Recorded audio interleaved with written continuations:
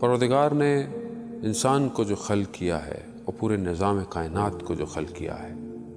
اس کو اس کے اصلی ہدف تک پہنچانے کے لیے اس میں جو سب سے اہم رکن ہے وہ عدالت کا ہے، کیونکہ اگر عدل پر یہ کائنات نظام نہیں چلے گا تو یہ اپنے اصلی ہدف تک نہیں پہنچ سکتا۔ رسول خدا حضرت محمد صلی اللہ علیہ وآلہ وسلم کو پروردگار نے بھیجا اپنا آخری نبی بنا کر، تو انہوں نے اس پایہ تکمیل تک پہنچانے کے لیے اس معاشرے میں ایک ایسا معاشرہ جو عدالت سے بھرا تھا اسے قائم کیا، لیکن انسان کے اندر چھپا ہوا نفس اور بیرونی شیطانی طاقتوں نے رسول خدا کے جانے کے بعد عدل کے پرخچے اڑا دیے۔ اب ان سب کو سمیٹنے کے لیے کوئی اور نہیں رسول کا اپنا نواسا، کہ جس کے لیے رسول نے خود فرمایا تھا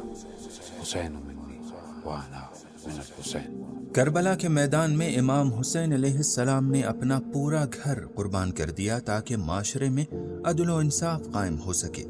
اور بالکل یہی مقصد امام زمانہ عجل اللہ تعالی فرجہ الشریف کے عالمی انقلاب کا بھی ہے۔ آپ دنیا کو عدل و انصاف سے ویسے ہی بھر دیں گے جیسا کہ وہ ظلم و جور سے بھر چکی ہوگی۔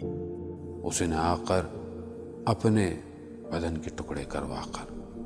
عدل کے اعضاء کو جوڑا اور عدل کو ایسا قائم کیا، نہ صرف ایک قوم کے لیے یا امت کے لیے یا کسی ایک زمان کے لیے، بلکہ تا قیامت تک عدالت جہاں پر بھی قائم ہوگی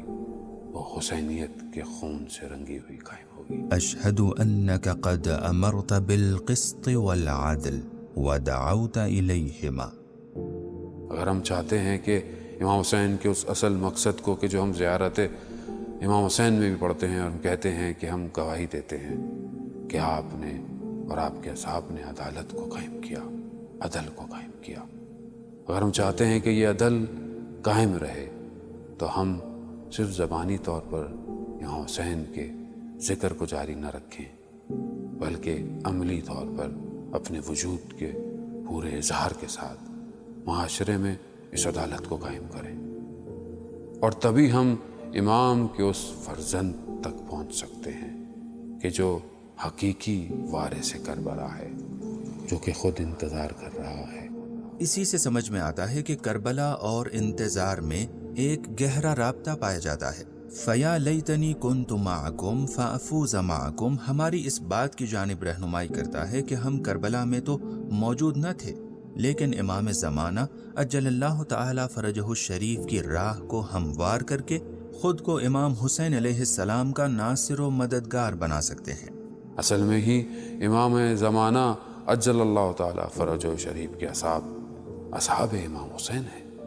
کیونکہ وہ اسی ہدف کو پایہ تکمیل تک پہنچانا چاہتے ہیں، اور وہ ہدف انسان کو کمال تک پہنچانا ہے اور اس نظام خلقت کو پایہ تکمیل تک پہنچانا ہے۔ جیسا کہ پیغمبر اسلام فرماتے ہیں، جس نے حسین کی نصرت کی اس نے میری نصرت کی اور اس کے بیٹے قائم کی نصرت کی۔ اگر ہم چاہتے ہیں کہ ہم امام حسین کے اس کام کو جاری اور ساری رکھیں تو ہمیں معاشرے سے ظلم کو ختم کرنا ہوگا، ہمیں ظلم کو انفرادی زندگی سے بھی ختم کرنا ہوگا، ہمیں اجتماعیت میں اور اقتصادیات اور معاشیات اور جتنے بھی معاملات ہیں معاشرے کے ہر جگہ عدالت کو قائم کرنا ہوگا۔ اگر تو ہم یہ کر سکے تو پھر ہم صحیح اس جملے کی عکاسی کریں گے، یا لیتنی کنت معکم فافوز معکم، کہ کاش مولا آپ کے ساتھ ہوتے تو کامیاب ہو جاتے، کاش کہ یہاں شاید ضرورت نہ ہو، یہاں امام کا آخری فرزند ہمارے درمیان میں موجود ہے، ہم اس کے ساتھ جڑ جائیں تو ہم اس کامیابی کو حاصل کر سکتے ہیں۔ اگر لوگوں کے درمیان عدالت سے کام لیا جائے تو وہ ایک دوسرے سے بے نیاز ہو جائیں گے، اور اللہ کے حکم سے آسمان اپنے رزق کو نازل کرے گا اور زمین اپنی برکتوں کو ظاہر کرے گی۔